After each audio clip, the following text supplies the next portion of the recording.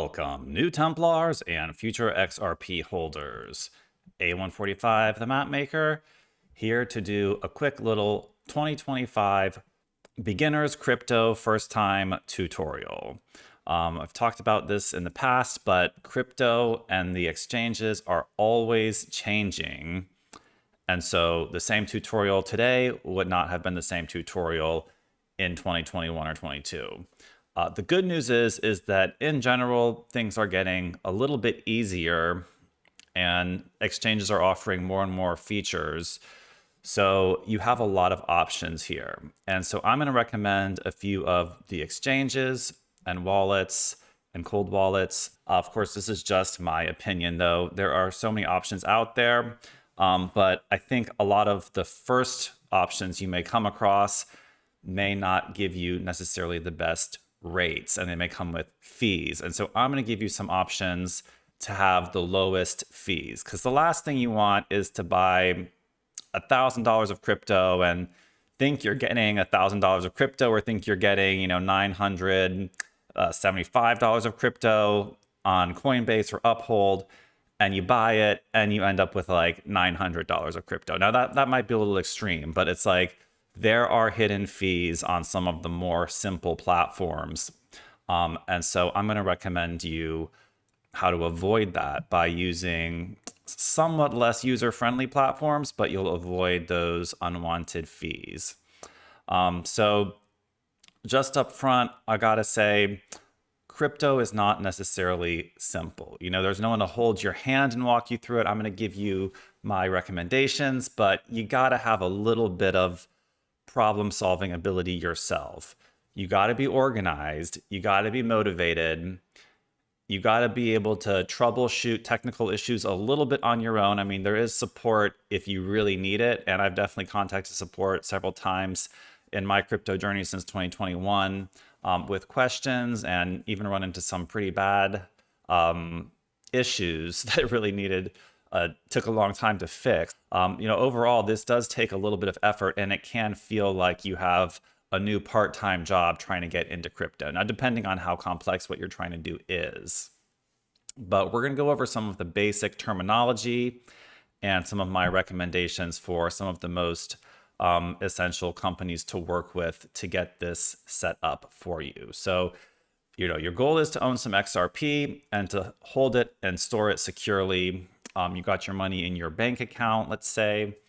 And so the first terminology you need to learn about is exchanges, crypto exchanges, and you have a lot to pick from. Coinbase, probably the biggest one. Uphold, the most user-friendly. Several others out there, crypto.com, Kraken, Phemex is another one I use. Some that have gone bankrupt and become big scandals like FTX. And you got a lot of options out there, and you can also do exchanges from wallets, but only exchanges are where you can move money from your bank account into crypto. So you want to set up an account on an exchange. For this video, I'm going to recommend Kraken.com, which is the one that I have used most recently to withdraw money from an exchange, because I found that it had the lowest fee of what I could find. Now, of course, I didn't test every single exchange. I didn't necessarily, compare the prices of every exchange, but you can sort of check the prices when you are have a pending transaction.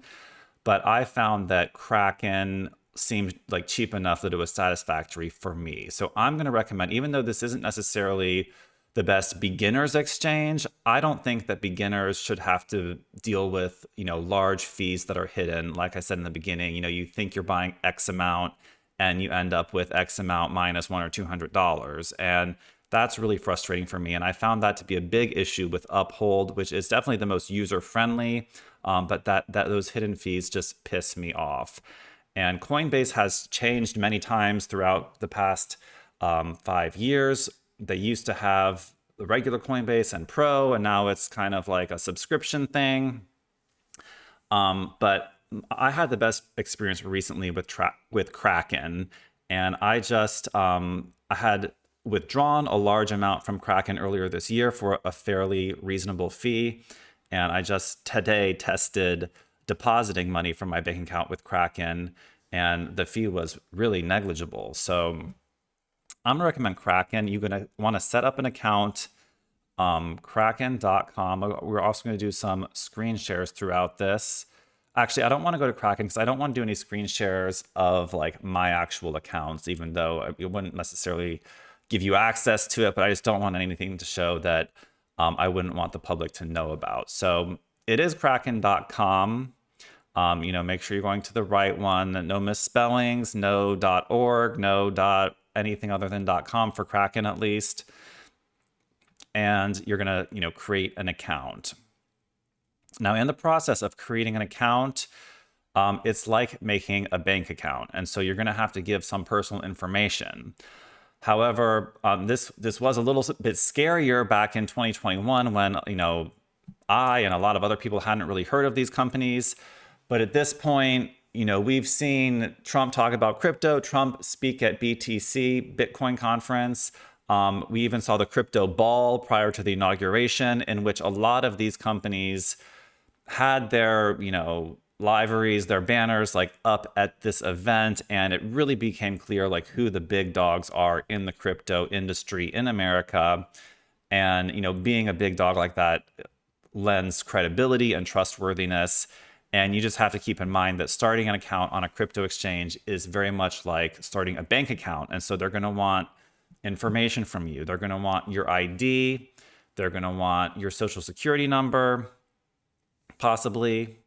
And you got to be ready to provide those things and, do it confidently that, it's not like a scammer if you're working with one of these well-known companies like Coinbase, Uphold, or Kraken.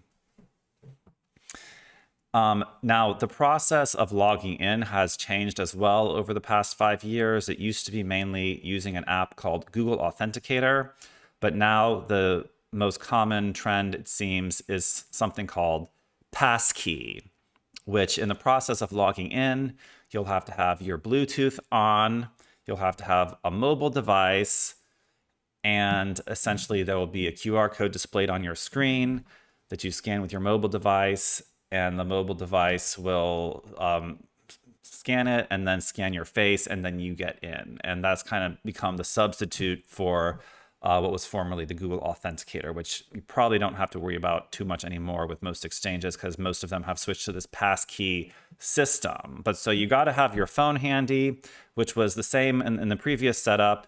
You got to have your computer, your phone, everything ducks in a row. Definitely want to write down your password on paper. Don't save your password on any type of online notes, anything connected to the cloud, like write it down on paper, hide it. Everyone stores their passwords differently. Maybe some people have safe electronic password storage app. So once you have created an account to deposit, you want to, on Kraken at least. Now it's different on different exchanges. On Coinbase, you can buy crypto directly from your bank account. But on Kraken, what you do first is deposit USD, which is US dollar, from your bank account. So you'll find deposit somewhere on the upper menu. Click deposit USD, and then it's called a linked bank transfer is the first option. The other two options are PayPal and manually entering your routing and bank account numbers. But the easiest way is to do the linked bank transfer, which uses a third party named Plaid to essentially enter your banking password from. You have to be online banking as well. If you're going to do crypto, you got to be online banking. You can't be someone that never set up your password on your bank. And I know people that don't do that, but you got to be online banking for starters. And so with Plaid, you enter your bank's password to essentially log into your bank through Plaid, and then that connects your bank to your Kraken account. And so you will need your bank account login password to do that. The Plaid transfer, it will look like this. When you're connecting to Plaid to link your bank, you want to type in your bank password and then confirm that deposit.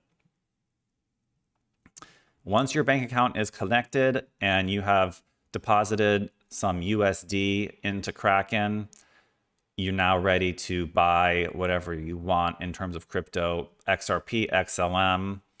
And so what you do for that, but now on Kraken, once you got your money in there, it'll show up as whatever amount of USD you put in there. You go to trade.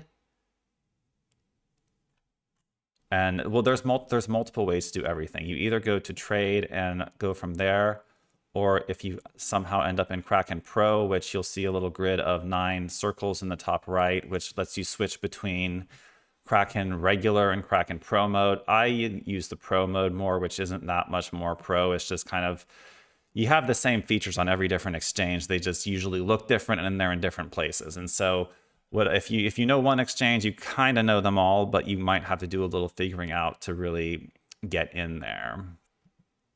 So in the Kraken Pro area, if you go to trade, again, if you're not familiar with crypto trading, you see a lot of different things, but there's only a few of them you really need to click to do the right thing. And you'll see in the upper left,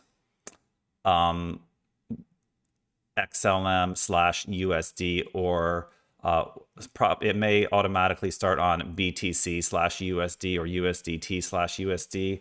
You want to click that, and then you'll see the list of all your different cryptos, but you can also type in what you want, and then you want to find whatever crypto you want. Let's say XRP, for example, /USD. The other options may appear as XRP/EUR, which is Euro, XRP/BTC, USDT. If you've deposited USD, you want the XRP USD. So click that. And then the main 2 options you'll see beneath that will be buy or sell. You want to buy. And then you'll see either limit or market to the right there. The easiest is just to do market. Move the little bar to 100% of your funds and say trade. And that's all you will have to do. The other way to do it is with the limit order, which gets more complicated, and I don't like to do that. Just sometimes there's fewer fees on a limit order, but it's not always an immediate execution of the trade. Sometimes you have to wait for it. With the market order is usually immediate. And there's I would not mess yet. If you're a beginner, I would not mess with anything like stop loss, stop limit, take profit, iceberg, trailing stop. I don't even know what half those things are. Like I'm kind of a basic trader. And then there's a whole other area called DeFi, which is like options, put options, like making money, betting on prices going down to make money when they go down. We're not going to get into that in this video. This is for the basics. And if you want to be basic, just do the buy, market, all your funds, trade. You'll figure it out, I'm sure. Now, on Kraken, when I just bought some XLM today on Kraken, bought $100 worth of USD, or transferred $100 worth of USD into there, and that bought me $99.47 of XLM, which I would consider an extremely low fee. You know, only 50 cents to trade. That's a really good fee. So Kraken to me is showing some good fees. Not saying that's the only exchange with good fees, but Uphold and Coinbase will usually surprise you on the fees, and you won't be too happy about it. Once you buy crypto on an exchange, there is typically a hold period. Now, this hold period can be a little bit difficult to predict. The hold period means that you cannot move that money, no matter what cryptocurrency or USD it's in, off that exchange for a certain amount of time once you put it on the exchange. This is for the exchange to be 100% sure that the money came from an account that was yours, that it was your intention to put that money on the exchange. It also lets them hold your money for longer. They're probably gambling with it, who knows? But the typical holding period is 7 days. Now, I have noticed that sometimes on Coinbase, they don't make you wait the whole time, or you can take partial part of it out before the 7 days. So you can always try to take it out, but just know that once you put your money on an exchange, there may be a 7-day hold period. So what you want to do is deposit it, trade it to whatever cryptocurrency you want, then mark on your calendar 7 days from the day you bought it, say withdraw XRP from Kraken. And that's when you can move it from the exchange to a private wallet. So now we're into step 2 of this process, private wallets. It is not considered safe to permanently store your crypto on exchanges long term. For that 7-day hold period, fine, it's a necessity. But long term, for large amounts, you want to get your crypto off of the exchanges and onto either private wallets or cold wallets.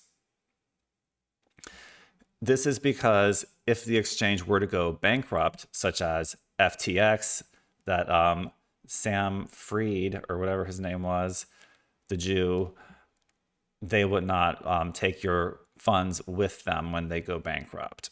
So smart crypto holders move their cryptos to private wallets or cold wallets where they control their own secret phrase, seed phrase. There's different terms for it. Seed phrase, private keys, secret key. These are all the same thing. It's essentially a multi-word password that is the secret address of your crypto. It's like the login address. So when you set up your private wallet, you will get a seed phrase, and you don't get a seed phrase on exchanges. Keep that in mind. The exchange has its own seed phrase that's never made public to customers. But when you're controlling your own crypto in a private wallet, you will have your own secret seed phrase. Never give your secret seed phrase to anyone, and store it somewhere top secret, printed, not on any, once again, not on any type of a cloud-based online note service. I wouldn't even keep it in a Word document on your computer. Or like once you see it, print it or write it down very carefully. I've never handwritten any seed phrase myself. Print them, or they do sell metal seed phrase storage devices, which essentially you assemble your seed phrase with little metal letters, and so you permanently have it on this little like metal card. But so the seed phrase is a really important part to understand about having a private wallet. So you've got your cryptocurrency sitting on Kraken, maybe waiting 7 days to be able to take it off. So that's a good time to start setting up your private wallet or wallets. And now throughout this whole thing, I'm giving you what I think will be the best option for someone starting out now.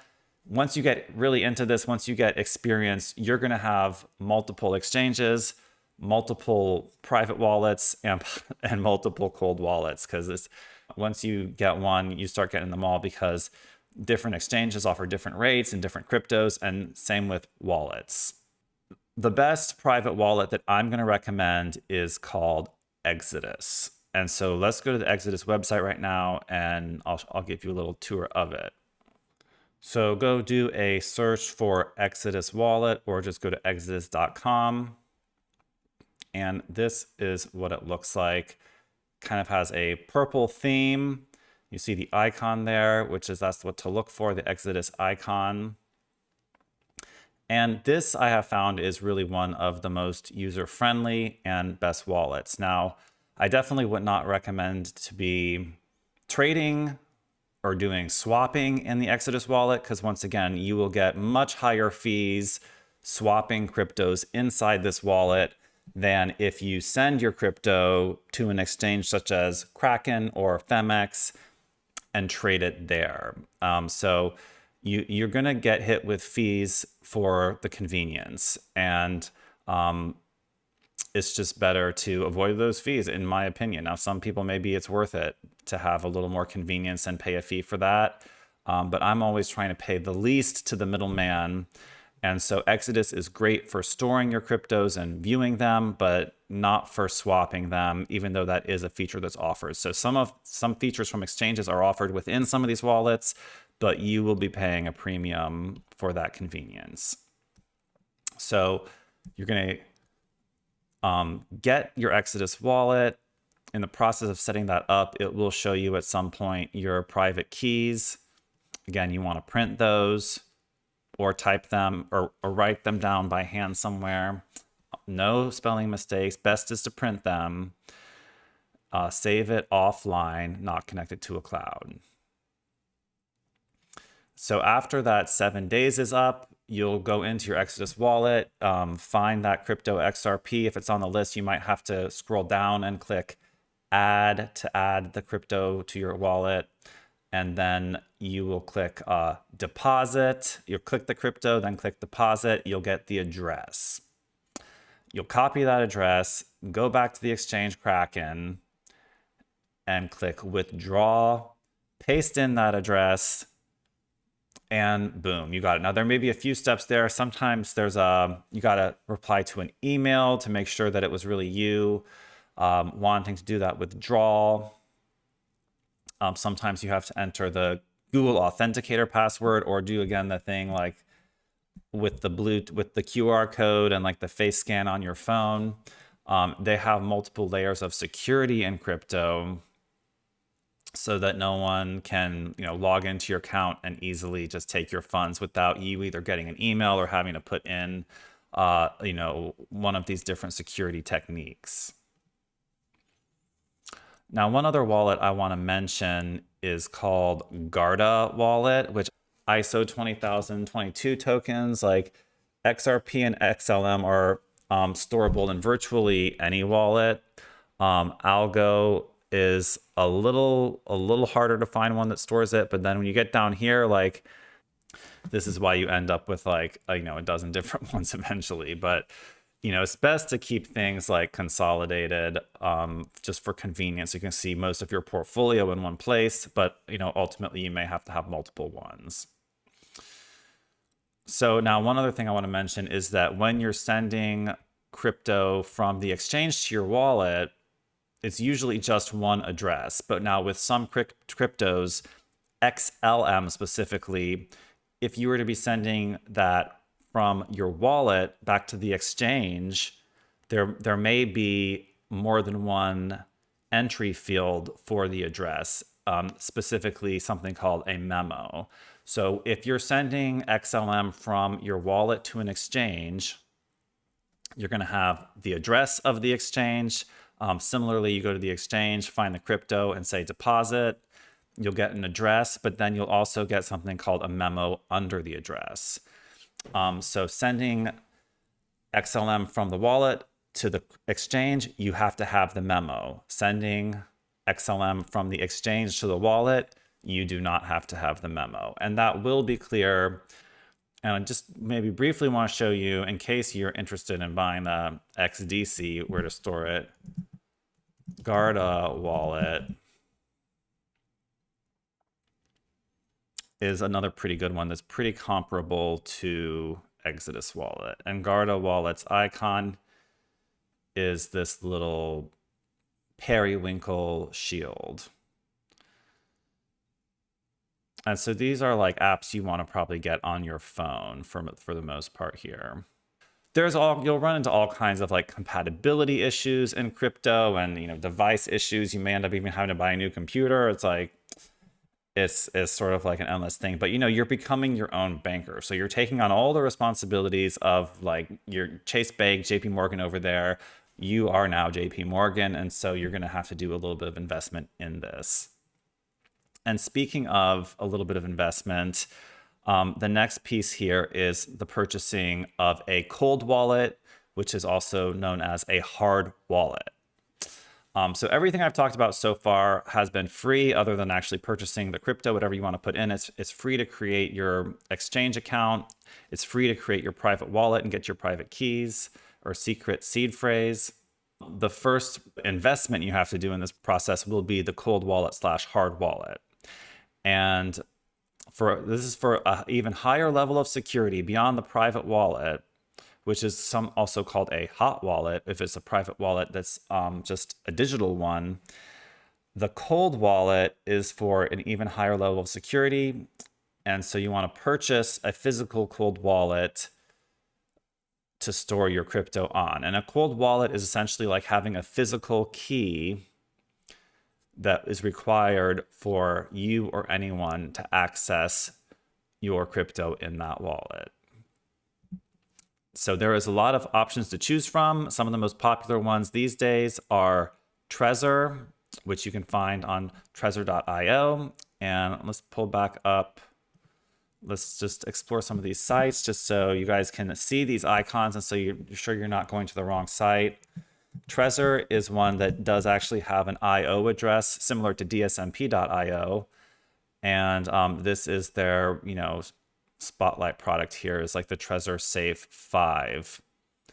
And these are the earlier models that are, cheaper and have, fewer features. But we're not going to go into the differences between all of these, but you just got to pick one, research it on the site and pick pick one. And they're selling some kind of again, it's like a metal device that can store your seed phrase, as opposed to just having it printed out on a piece of paper. And I'm not exactly sure how this works. I've never seen this before, but it's like this is another, everyone's coming up with different ways to store these different passwords. So another big one is Ledger.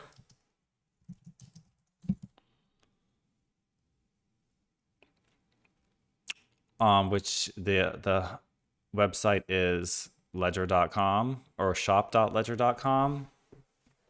Again, you want to make sure when you're buying your hard wallet, do not buy it from eBay.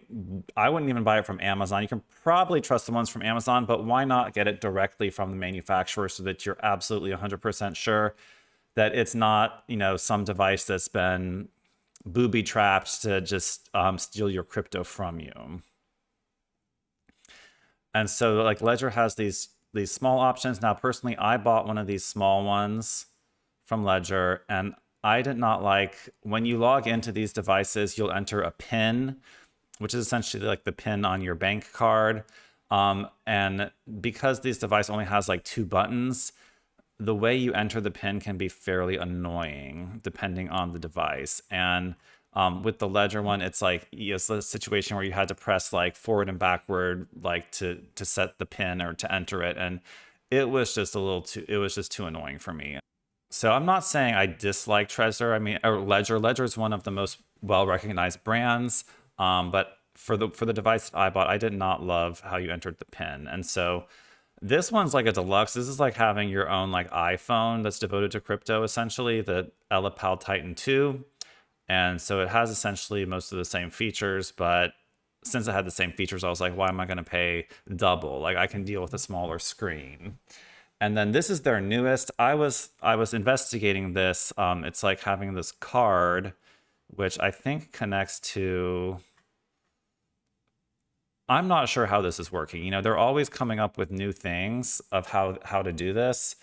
And like this is like the cutting edge. This is the new release, and it was like honestly like a little bit too new for me. I was confused how that really works. But another one is DCent wallet. I'm just showing you guys options here, and so this DCent one uses your fingerprint to get in, as I guess what you could call like the PIN. And of course, these come with their own private keys when you set them up as well, seed phrase. So DCent is another option that I've heard a lot of, is a popular one. It uses biometric, and they're getting into this card situation as well. And the last one I want to show you, which is just something real different, but kind of like cutting edge, is what I've heard of called Tangem. And Tangem has a ring system. I'm not talking about like a doorbell ring. I'm talking about like an actual ring you wear on your finger that is somehow your crypto wallet. And they're into this credit card thing too. I'm not. This credit card thing is like a little too advanced for me, but the ring seemed pretty cool. Now, I personally wouldn't want to bring my like hard wallet everywhere with me. Like I don't want to wear it. Like I want that thing locked away, where no one's gonna find it, especially no one that like robs me is gonna see like, oh, you're wearing your whole bank account like on your finger. Like that's not ideal. Don't want any of my fingers chopped off by like a burglar. But I just thought this was a cool concept. It's cool to look at. You know, I'm not sure, like, in practice, if that's necessarily the safest idea. But it's like, you know, your crypto is accessible by a ring on your finger, and that's Tangem wallet. So I'm not necessarily endorsing that yet. Like, I haven't tried it, but they're coming up with all kinds of new things. It's like a combination of the ring with these cards.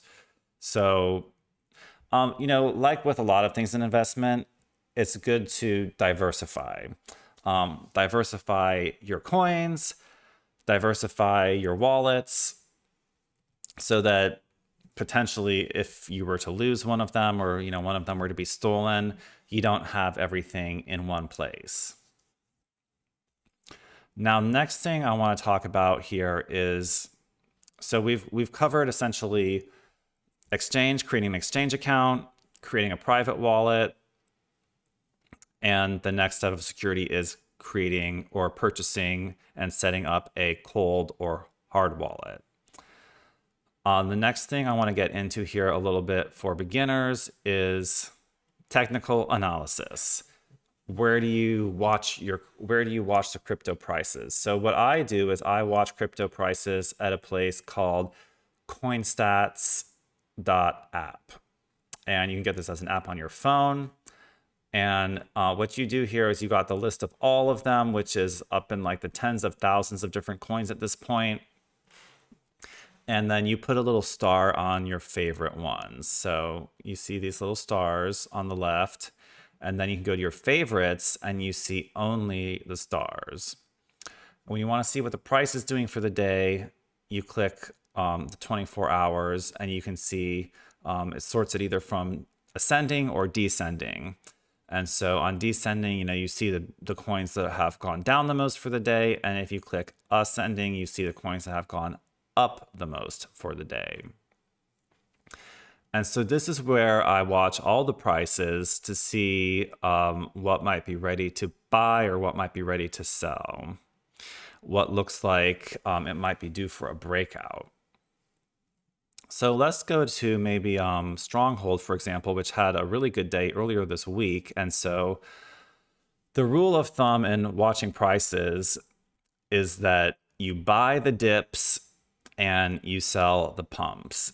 You do not want to buy the pumps, because after it goes up a lot, it's likely to immediately go down, at least in the short term.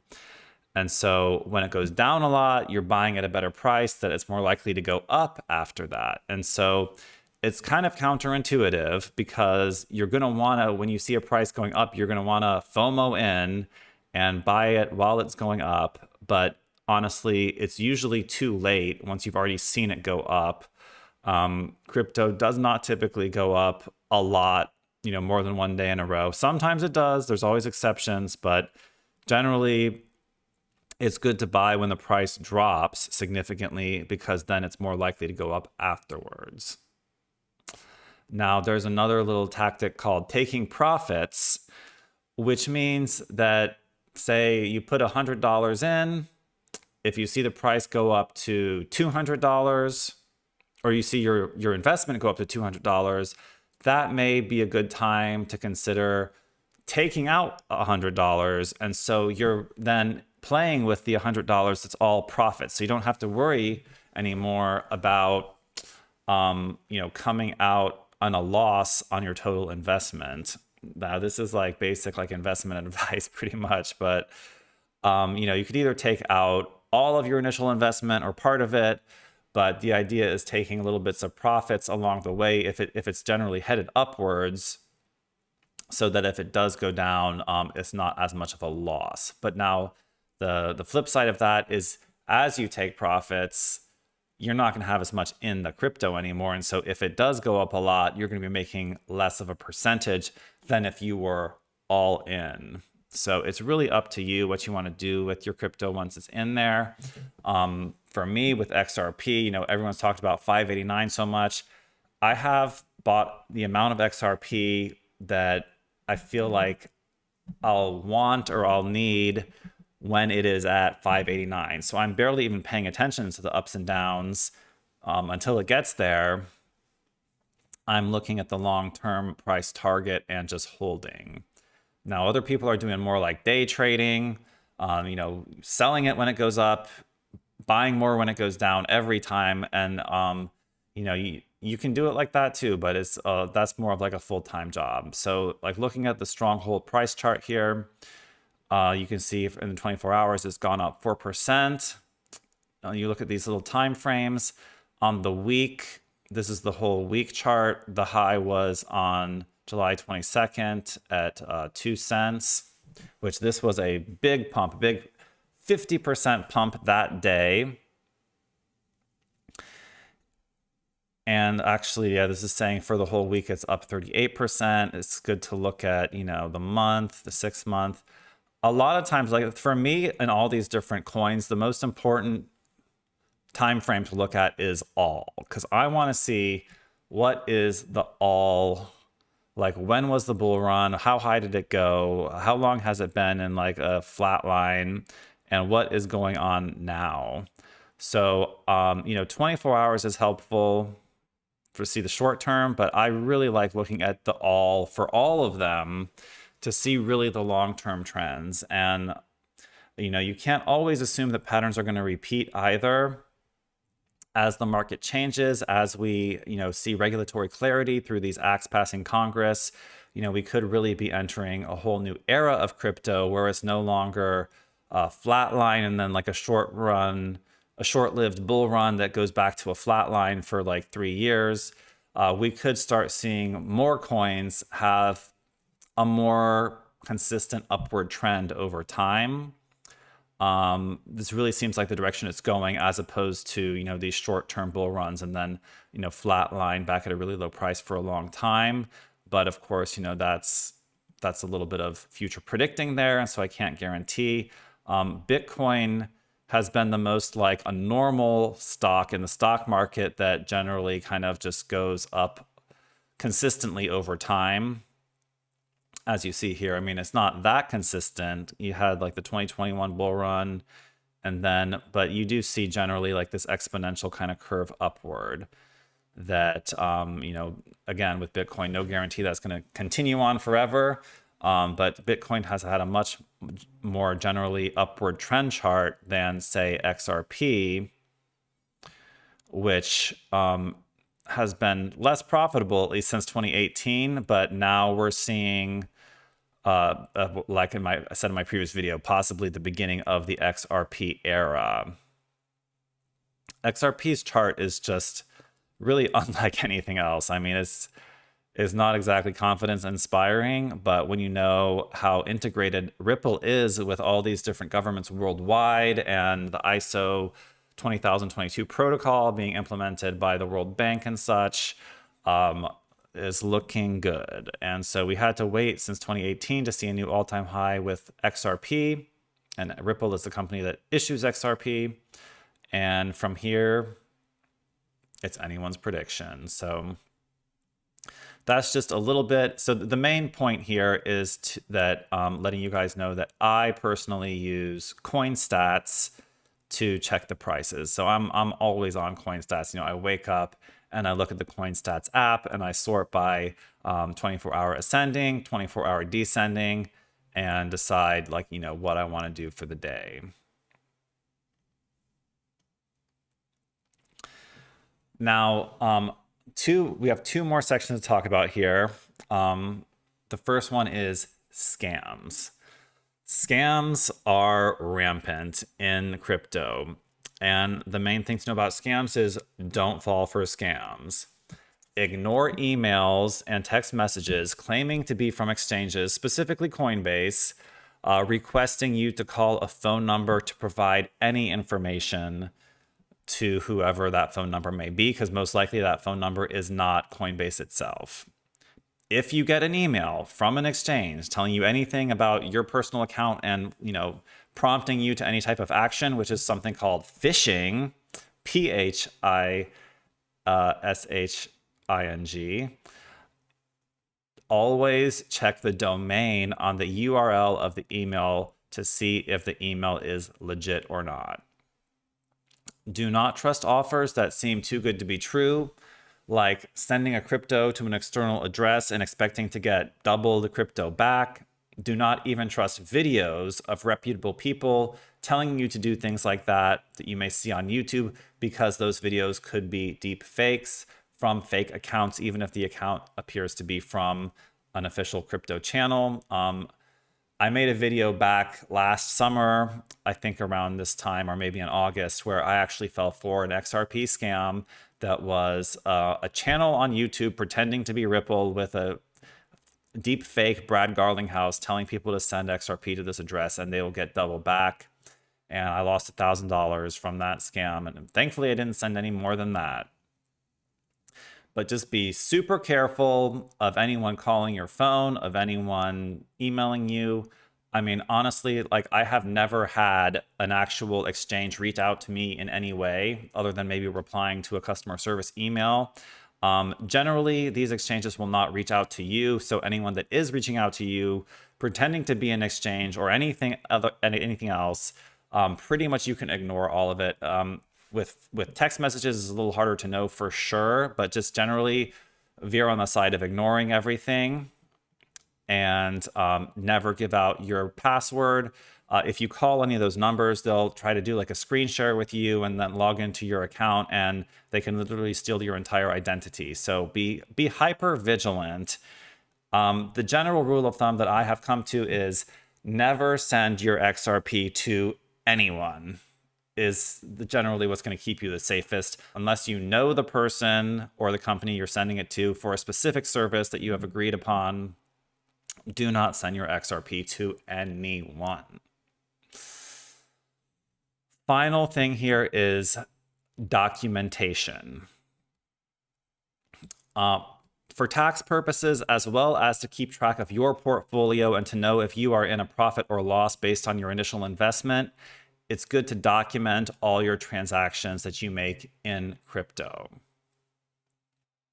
I document my crypto with an Excel spreadsheet that I made on, well, it's not Excel, it's Mac, it's numbers, but I keep track of everything per the year. I document the coin, the date, the amount either deposited or sold, the price, the exchange.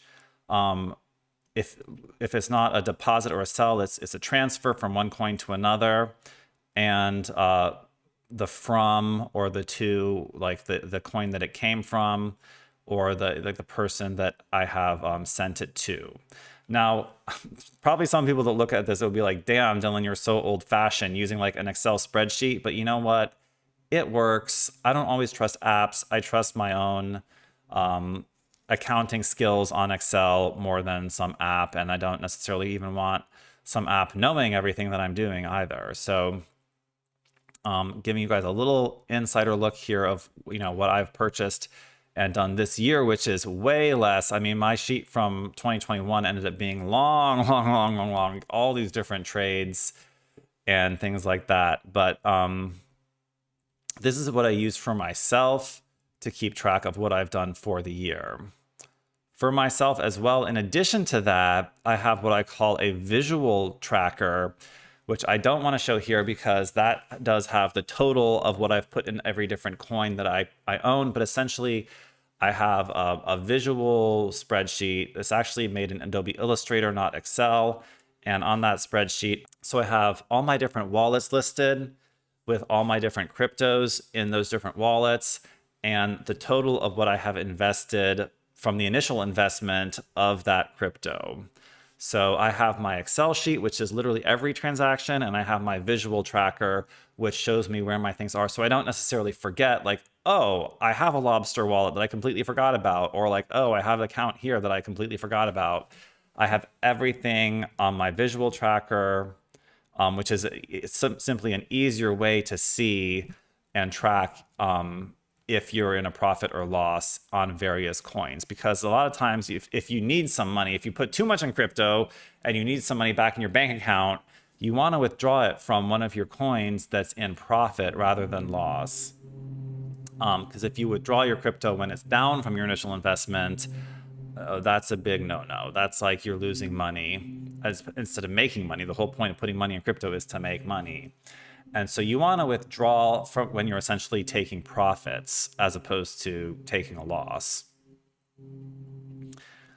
And once again, the way I do it is probably super old school. Like maybe I'm just old school like that. There's definitely probably apps that do the same thing.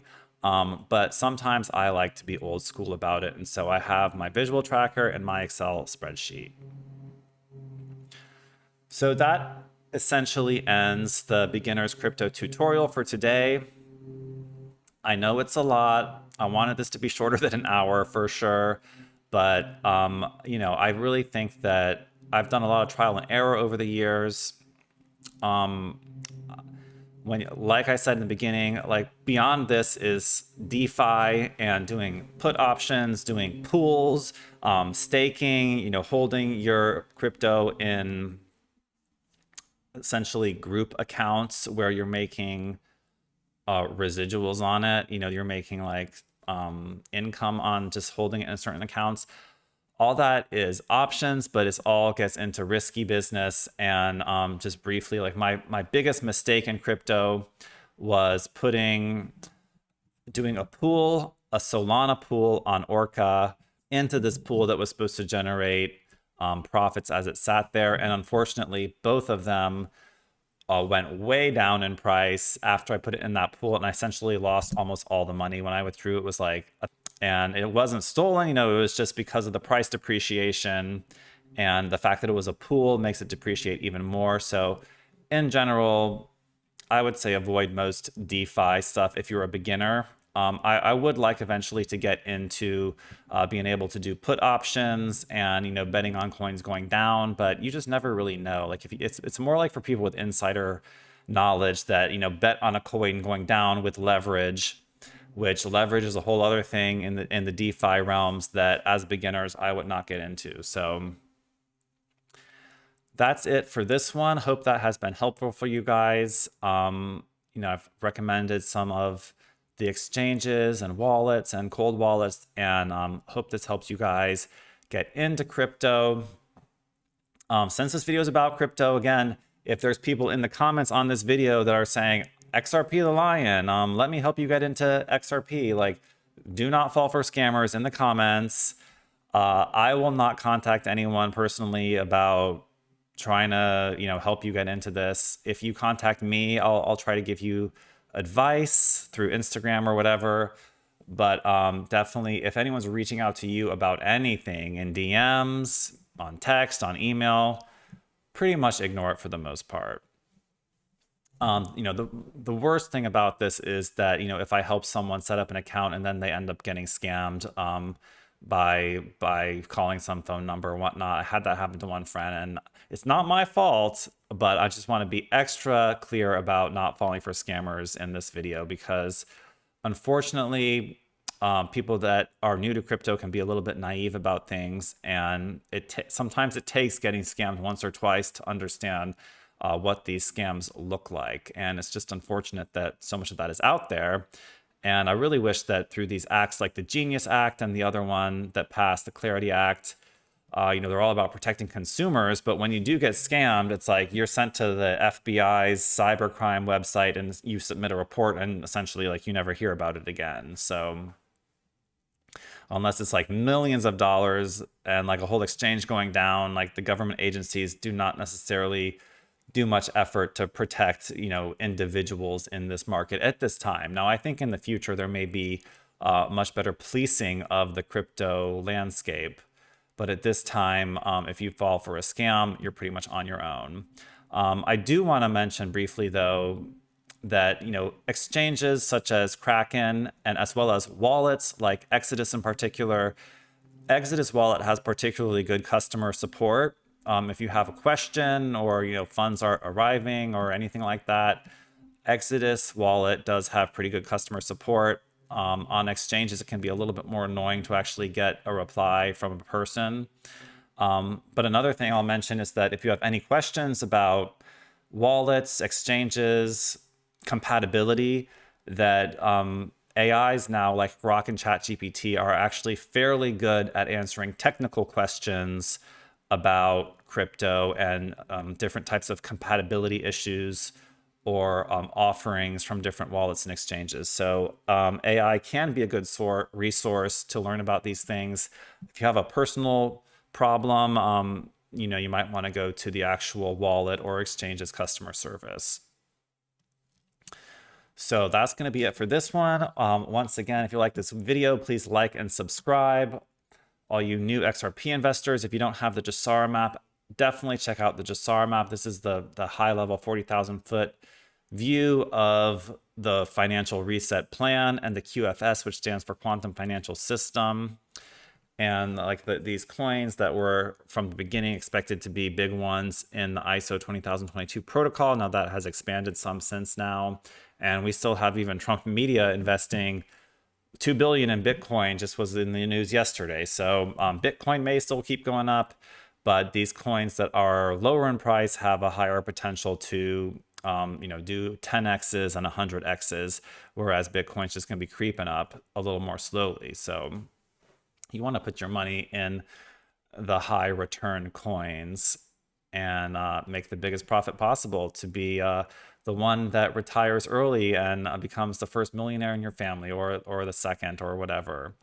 So get the 𝕯📫map at dsmp.io. By the way, I'm wearing the 𝕯📫 t-shirt, which we have 2 different 𝕯📫 t-shirts, and we also have 𝕯📫 shorts. We got it all. So check out all the maps and products on dsmp.io.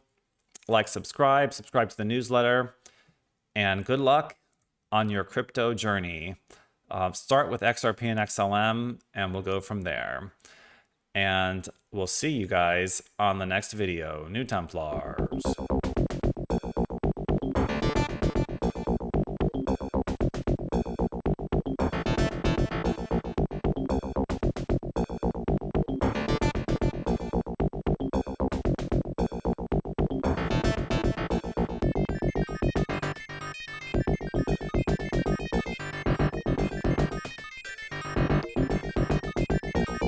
He could have undermined the messaging so much that he can actually control exactly what people think. You've been living in a dream world, Neo. This is the world as it exists today. Welcome to the future of finance.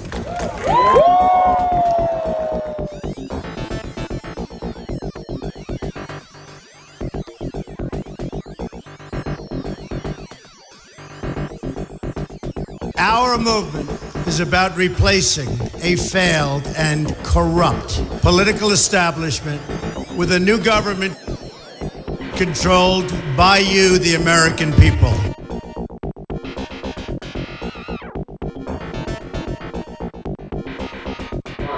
The economy was still on. What's going on, Mr. President? You'll find out. You'll find out.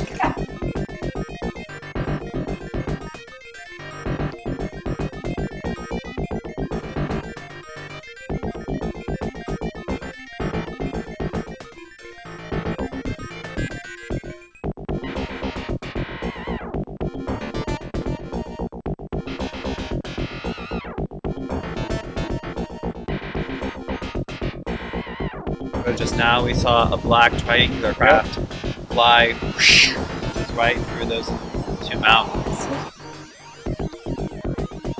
And how far we're willing to go to fight to keep it this way.